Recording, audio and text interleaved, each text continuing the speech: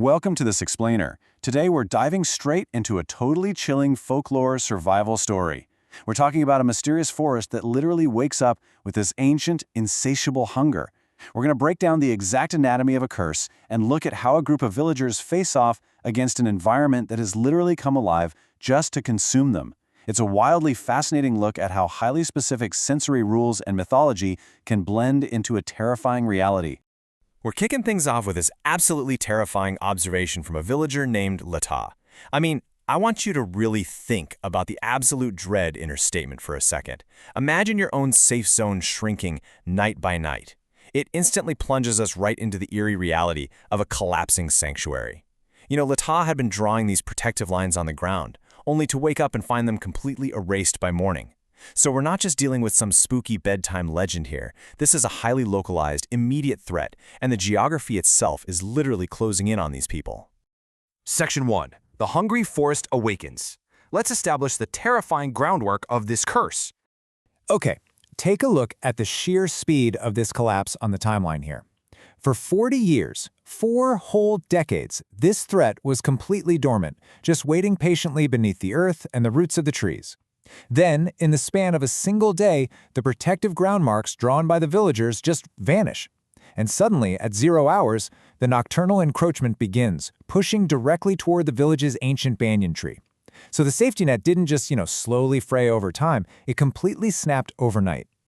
Now this is the moment where things get undeniable. Latata and her friend Gita head over to the banyan tree to offer prayers, and they notice the branches look terrifyingly like actual human hands. But the absolute kicker is what they find hanging right there in the branches, Mina's torn scarf, her dupatta.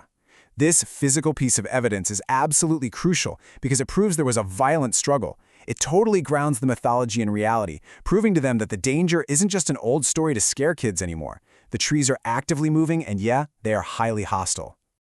Section 2. The Demons, Akkad and Bakad. Because to survive a horror exactly like this, you really have to understand the mechanics of the threat. Think of this as your essential survival cheat sheet, because the entire story completely pivots on this deadly game of sensory duality. So we have 2 distinct entities here. First up is Akkad, who is absolutely enraged by shining objects and light. Opposing him is Bakad, a demon who is physically tortured and completely triggered by noise and sound.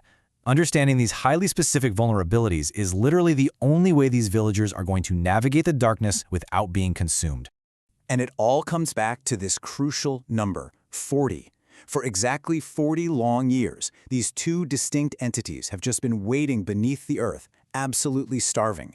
They've been bound by their unique opposing sensory weaknesses this entire time, which makes their sudden return not just a random attack, but a desperate, ravenous feeding frenzy. Section 3. The forest closes in. The theoretical danger we just talked about, well, it now becomes a terrifying reality as the attacks begin simultaneously in the dark. Let's see how this tension actually builds in practice. Picture this. Mina is just trying to put her daughter Pihu to bed, and she experiences this incredibly claustrophobic home invasion. It starts off subtly enough, just some unexplained scratching sounds on the roof. She tries to convince her kid it's just the wind, right? But then, the silence is totally broken by a monstrous whisper just saying, "Bucket." And the true horror? Sharp, creeping branches start physically breaching the crevices of their door. It's the noise-hating entity, Bucket, actively attempting to force its way inside. Meanwhile, Lolota is dealing with her own absolute nightmare. She attempts what is honestly a very logical defense strategy. She uses sound as an alarm. She gathers up all these metal pots and ties bells around her doors and windows. Makes sense, right?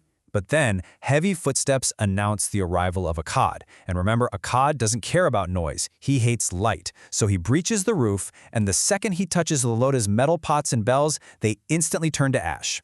Lolota is forced to run and hide behind a shiny mirror, but because of our sensory rules, we know the reflection only enrages Akkad even more. Her entire defense strategy just completely backfires. This right here leads to an absolute peak moment of tension. Mina and her daughter Pihu end up trapped under a tiny table in a wooden shed right in the middle of the forest. It is a literal game of hide-and-seek, but with fatal consequences. Bakad is hovering right outside, listening intently to their terrified breaths. To save them, Mina has to weaponize the rules. She takes off a shiny ring and chucks it outside the window. Akkad is instantly drawn to the shine, which actually gives Mina and Pihu a momentary, silent reprieve from Akkad.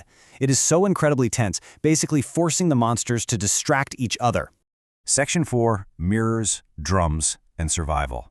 This is exactly where Lata and Gita transition from being helpless victims hiding in the dark to tactical hunters, taking their village back. Watch how this coordinated trap unfolds, and it's all based on pure logic. Lata and Gita lug these large sacks over to the banyan tree. Lata whips out a massive drum and just starts beating it with full force.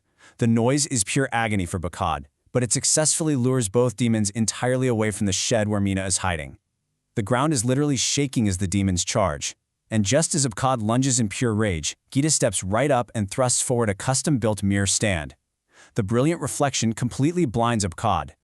Looking at the actual mechanics of this defeat, it's clear this isn't just about scaring the demons away, it's all about sensory overload. Akkad gets hit with the heavy drum sounds, writhing in agony and covering his ears.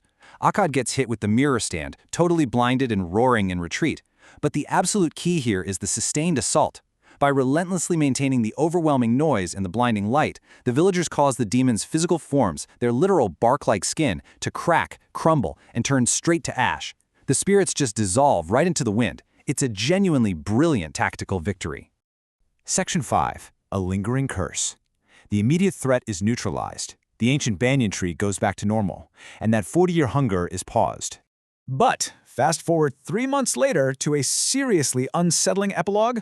Far away from the village, an unsuspecting city guy sits quietly by the riverbed to smoke a cigarette. He's totally disconnected from the local folklore, completely unaware of what went down.